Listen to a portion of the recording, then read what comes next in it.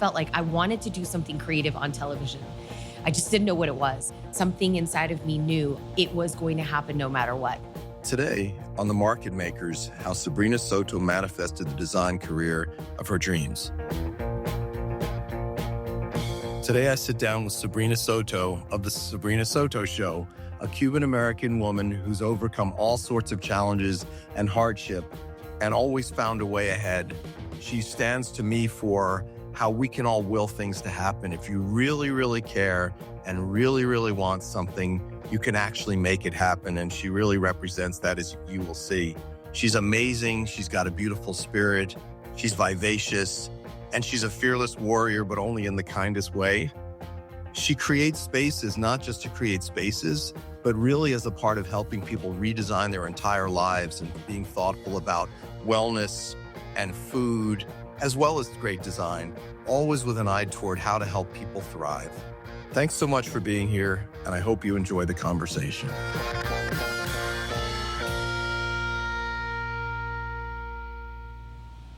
Well, thanks for being here, Sabrina. We've got Sabrina Soto today on The Market Makers, and I'm super grateful you're here and super excited to spend some time with you. I know you come in here for a short period, and I feel special, so thank you for that.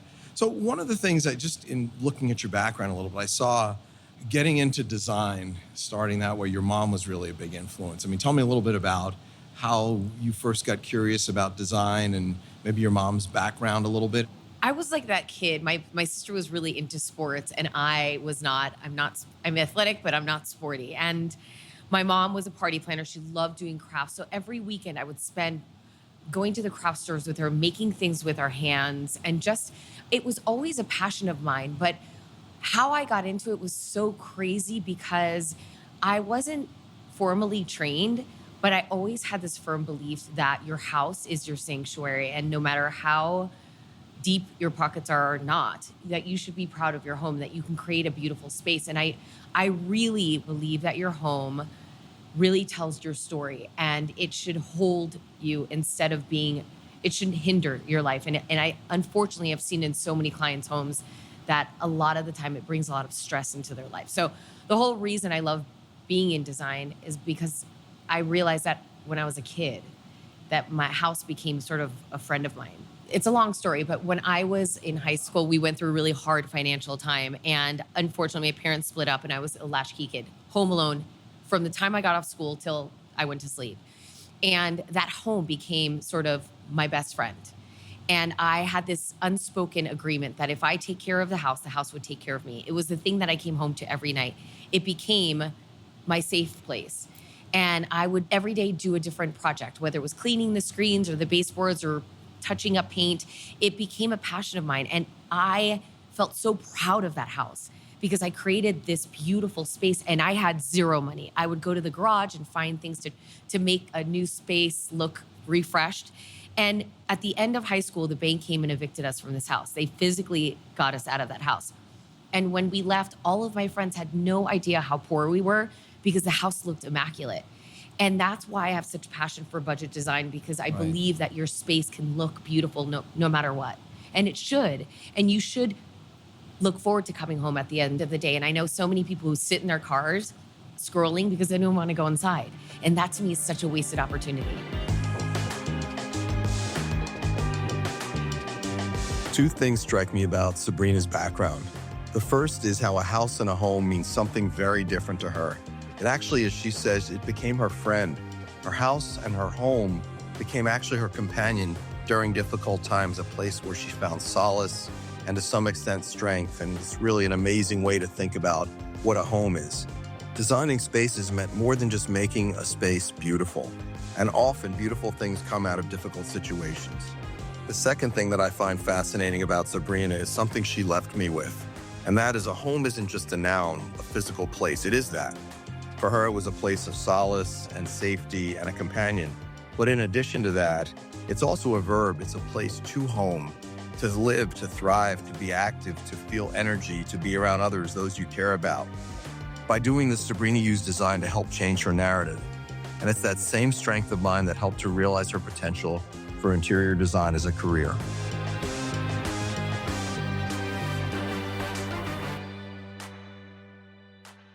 So a friend of mine told me I was in this job. It was a great job. I was doing real estate and staging. I was making great money. I was newly married. I had a great house. But my friend told me about this documentary called The Secret, which now everyone knows. Back then, it was before Oprah talked about it. And the only way you could watch is you had to pay $4.95 to download it. So I watch it and something inside of me clicked. I don't know what it was. It was as if something was ignited inside of me. I fell asleep that night and I thought somebody was ringing the doorbell at 4 o'clock in the morning. I was married at the time. Of course, my husband did not get up to see who was at the doorbell, so I did. Hence why I'm divorced. But I get up, nobody's at the front door. I'm already up. So I went into the computer and after watching The Secret, I felt like I wanted to do something creative on television. I just didn't know what it was. And there was an ad. They were looking for a designer to host a show. And where was that ad? It was on Craigslist. Craigslist, Yeah, it was right. on Craigslist in the media and TV jobs. And I was like, well, I've done some design work. I've done some TV work. So I sent my resume, and 16 weeks later, I was filming my first HGTV show. I saw that. It's wild. The main point of this podcast is to people in these industries that we relate to, sharing people's personal journeys of becoming successful and finding these key moments, these like inflection points. Like that was an obviously critical moment in who you've become. Yeah. So maybe with the benefit of hindsight now, when you go put yourself back into that headspace that day and watching The Secret, how did it make you sort of more receptive to something or desirous of it? Like, what do you think happened? I think in our business, it's not this, you're going to be a doctor. So you go to medical school and you graduate, then you're a clinician, Right. Whatever the case may be. There's steps. When you're a creative, there aren't these steps that you take. It's like, you just never know what's going to It's happen. not so linear necessarily. It's not linear, and it's so easy to give up. And it's so easy to listen to the people say that you're not going to make it. So what happened after I watched The Secret is something inside of me knew it was going to happen no matter what. So I started training as if I was already on TV. I changed what I was eating. I started working out so that I would look good on TV. Now, again, I had no job, Right. but inside of my head, I said, I have to prepare for the opportunity. And then when the opportunity came and I was in that audition, my self-esteem was so high because I had been training for that Right. moment that's why I got it. What I love about that is you think about, luck, how people describe luck so often as like the wind blows your way. And yeah, there's always a little bit of that in life, but the key to it is having the self-awareness and almost like the advanced preparation so that when the wind does blow, if you've done those things, you're ready to grasp it. That's one part of it. The other part of it is the self-awareness to see that thing that the wind blew by, that leaf that blew by, and like that leaf is different than the other 50 that came by. So you can pick the signal from the noise and go and grab it. And I think a lot of people also that are creatives have imposter syndrome. When I was doing the pilot episode of Get It Sold, which was my first show, I had no business talking about design on television, yet let alone designing a room. And I ended up teaching myself every night about design. And so when I was teaching the audience about whatever project I was doing, I was actually teaching myself and the audience at the same time. I didn't know everything. Like the producers on the first day asked me to paint the room. I had never painted a room before. So, and the cameramen are here and the sound guys are, and they're just staring at me and I'm pretending like, holy, what am I doing here? And that night I went to the bookstore. I'm like, I'm not going to let this happen again. So I read about how to paint. I read about techniques that are different so that I could teach the audience. So it's okay not to know everything, but Right. when you get the opportunity, do everything in your power Right.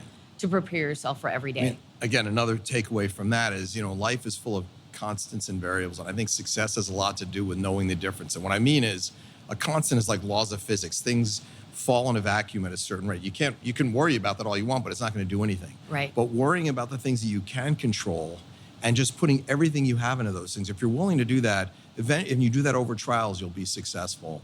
Something about the fear of failure too, in unknown, drives me to work harder and smarter. Yeah. And that's part of where the motivation comes from too. Yeah, I mean, I think also when it comes to motivation, find what really ignites you. And I think a lot of the time in the business of being a designer, you like to compare yourself to what everyone else is doing, right? And you see success somewhere else and you want to emulate that.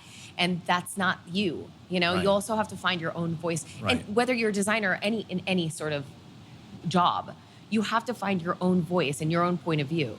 One of the themes that's been coming out of this podcast so far is, again, people who are really successful are really truly authentic, like really true to themselves. Because to your point, it's not what's around outside of you, it's an internal thing. If you express yourself through design or whatever creative vehicle and people respond to it, they're saying they appreciate your approach. And if you just continue to do that, that audience will be there and you can build it. There's only one you.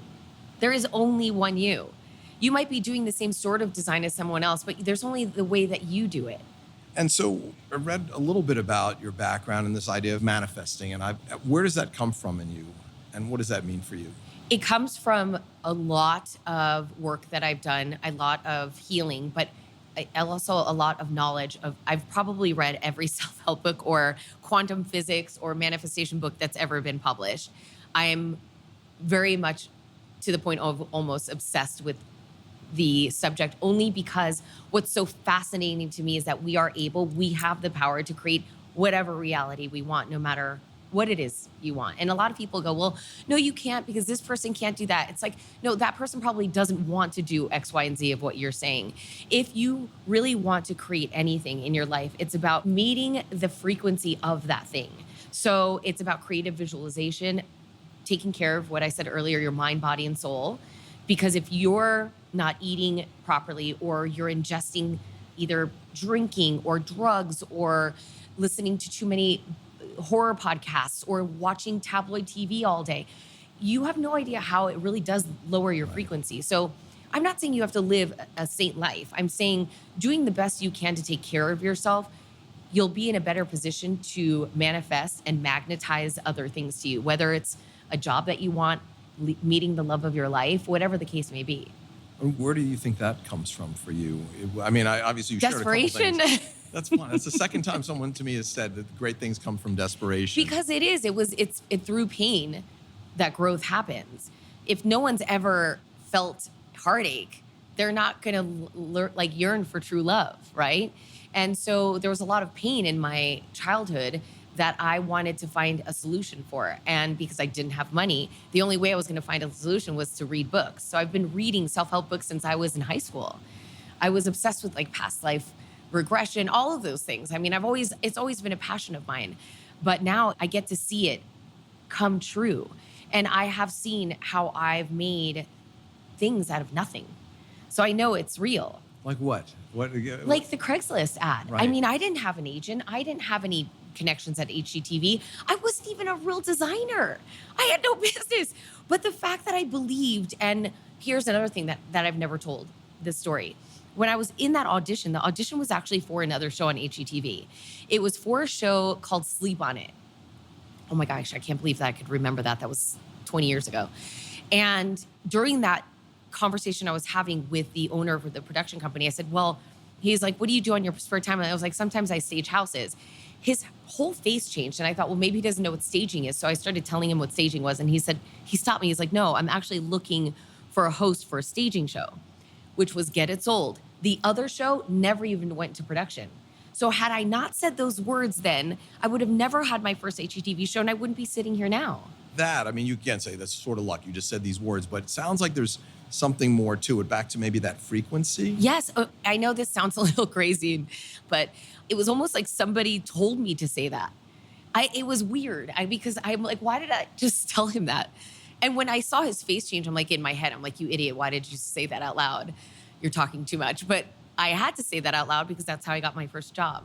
I just think when you're in the flow, things happen. You have to be in the mix of things to make things happen. Momentum breeds forward momentum. You can't possibly predict how things are going to play out until you're actually in it, until you're actually in the game. And only once you're in the game will you start to see variables and possibilities. And only then you can act on those possibilities to get to the next step. And so it's really critical to actually put yourself out there, to put yourself in it, because you can't predict every outcome without being in it. Only when you get in it will you start to see the range of possibilities and to be able to make progress and take steps to get ahead. And this is something Sabrina is still doing today. So this morning I signed my contract for my book. I've been writing this book. Congratulations. Thank you. I've been writing this book for 3 years. But when I first started writing the proposal, all the publishers wanted me to stay in this bucket of home design, write a book about home design. But that's not what I wanted to write about. I wanted to write about home design meets manifestation. So I'm writing this proposal and I'm writing about home design. And I just stayed in this bucket. And I was on a very long flight and I didn't want to sleep. It was international. And I spent 13 hours rewriting the proposal of what I wanted. And I sent it to my agent. I said, send this. I know that this is going to hit. Multiple publishers came to the table with offers where I had been getting no's for 3 years. When I finally stopped listening to everyone else and listened to my own soul, things changed. And so that's the book is basically about... It's about how to create a home that speaks volumes to not only your mindset, your manifestation, the person you want to become, and who you are. That's amazing. We're looking forward to reading your book. Thank you. And so where are you heading now? I mean, you have the book on your plate. That's a lot. I have the Sabrina Soto show, which Right. we're starting pre-production on season 2. I now have the book that I'm writing. I have my podcast as well. And then I have products. So I'm still designing products. I don't take private clients anymore. So that is a little bit easier, but I'm juggling a lot of different things. But then without clients, that puts you in a greater position of control.